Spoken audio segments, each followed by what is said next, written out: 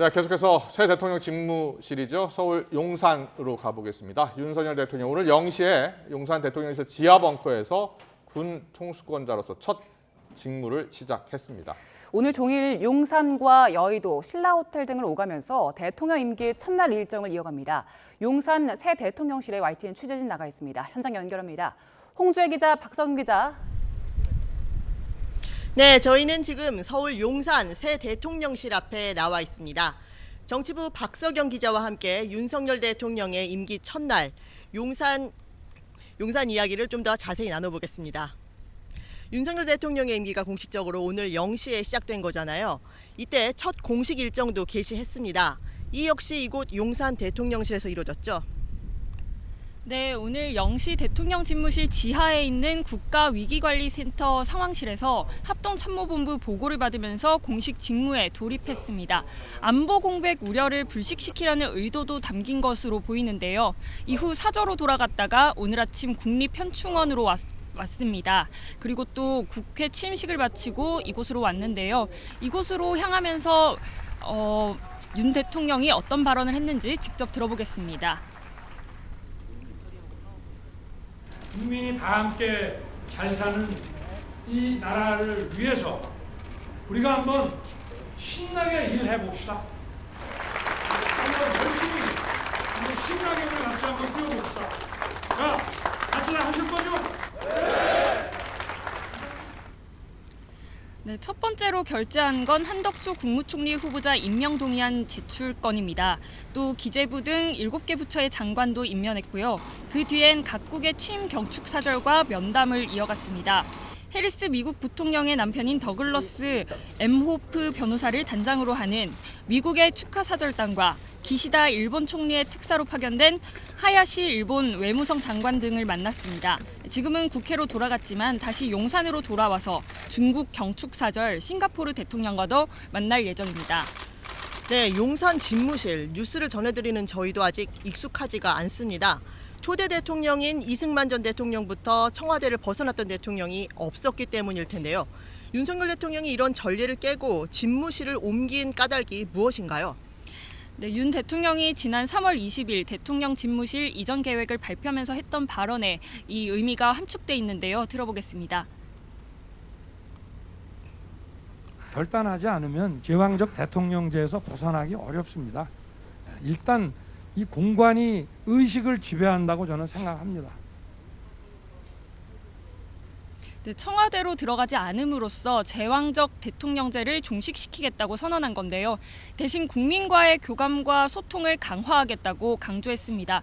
그러면서 취임식 직후 용산 새 집무실에서 근무를 시작하겠다 이렇게 못 박아 말했습니다. 네, 저희 뒤로 보이는 건물은 불과 며칠 전까지만 해도 국방부 청사였습니다. 대통령실로 쓰임이 바뀌면서 국방부 때와는 내부 구조도 많이 변화했을 것 같습니다. 건물 내부는 어떻게 사용됩니까? 네, 지금 보이듯이 용산 새 대통령실은 전체 10층짜리 건물입니다. 저희가 준비한 화면을 보면서 좀 더 자세히 설명드릴 건데요. 그래픽 화면을 보시면 2에서 4층까지 이사가 늦어져서 일부 층은 아직 공사가 진행되고 있고요. 공사가 끝나면 2층 주 집무실과 5층 보조 집무실을 오가면서 일할 예정입니다. 일단 지금은 5층에 대통령 집무실이 차려져 있습니다. 오는 21일 첫 한미 정상회담도 같은 층에서 개최됩니다. 4층부터 10층까지는 비서실, 경호처, 민관 합동위원회가 분산 배치되고요. 또 1층에는 저희가 사용하게 될 기자실이 만들어집니다. 지하 벙커에는 국가위기관리센터도 마련돼 있습니다. 네, 장소를 옮긴 만큼 청와대라는 이름을 계속 쓸 수는 없을 텐데 새 집무실의 이름은 정해졌습니까? 네, 아직 공식적으로 정해진 건 없습니다. 새 대통령실 명칭은 인수위가 국가 포털인 국민 생각함에서 지난달 15일부터 공모를 시작했는데요. 오는 15일 공모가 마감됩니다. 국민의 전당, 홍선관, 청민대, 용민관 등 다양한 의견이 나오고 있는데요. 당선작은 다음 달 초쯤 발표될 것으로 보입니다. 윤석열 대통령이 앞서 외신 인터뷰에서 본인은 피플스 하우스, 우리말로 국민의 집이라는 아이디어를 내놓기도 했는데 어떤 이름으로 최종 결정될지 지켜봐야겠네요. 청와대 시절엔 대통령의 집무 공간과 거주 공간이 붙어 있었습니다. 용산 시대엔 대통령이 어디에 살게 되는 건가요?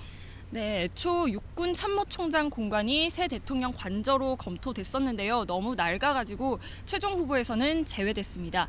그래서 서울 한남동 외교부 장관 공관으로 선회했습니다. 새 대통령실에서 3km 정도 떨어져 있고 또 지난해 리모델링도 마친 점을 고려한 것으로 보이는데요. 다만 문재인 정부의 외교부 정의용 장관이 살고 있고 경호 등을 위해서 추가 공사가 필요하기 때문에 바로 이사하진 못했습니다. 한 달 정도 서초동 자택과 용산까지 7km 거리를 오가면서 출퇴근해야 할 것으로 보입니다. 청와대에서 용산으로 옮기는 과정도 그리 순탄하진 않았습니다. 우선 용산 이전 발표가 너무 급작스러웠다, 의견 수렴이 부족했다, 이런 비판에 직면하기도 했고, 특히 집무실 이전 예비비 처리를 둘러싸고 이른바 신구 권력 갈등이 불거지기도 했죠.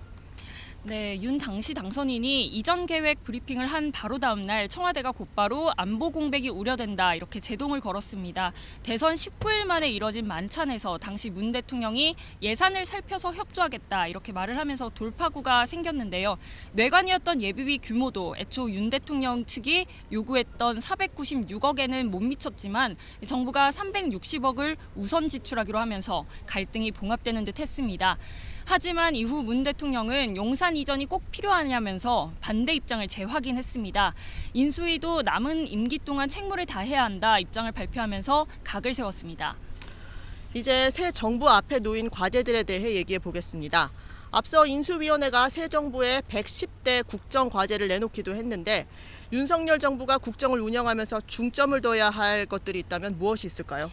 먼저 국민 통합을 꼽을 수 있습니다. 여소야대 정국 그리고 또 총리, 장관 등 새 내각을 두고도 당분간 여야 대치 상황이 예상되는 만큼 정치력을 발휘해야 한다는 의견이 나오고 있고요. 다음은 먹고 사는 문제, 경제 살리기입니다. 인수위 첫 번째 국정 과제이기도 한 코로나19 피해 소상공인 자영업자의 회복이 관건입니다. 또 국민적 관심사죠. 고물가 문제나 부동산 문제에 대한 대책 마련도 필요하고요. 우크라이나 침공으로 국제 질서가 불안정한 가운데 북한도 연일 도발을 강행하고 있고 한반도를 둘러싼 고차방 정식을 풀어내야 한다는 숙제도 있습니다. 네, 윤 대통령의 임기 두 번째 날, 내일 일정에는 어떤 것들이 공개됐습니까? 내일도 마찬가지로 해외 외빈 접견 일정이 이어질 것으로 보입니다. 취임식 참석을 위해 한국을 방문한 외빈들과 잇따라 면담하는 건데요. 인도네시아 전 대통령, 중앙아프리카공화국 대통령, 캐나다 상원의장 등이 만남이 예정돼 있습니다. 네, 지금까지 윤석열 대통령의 임기 첫날, 그리고 용산 대통령실 시대 첫날 표정을 용산에서 전해드렸습니다. 상암동 스튜디오 나와주세요.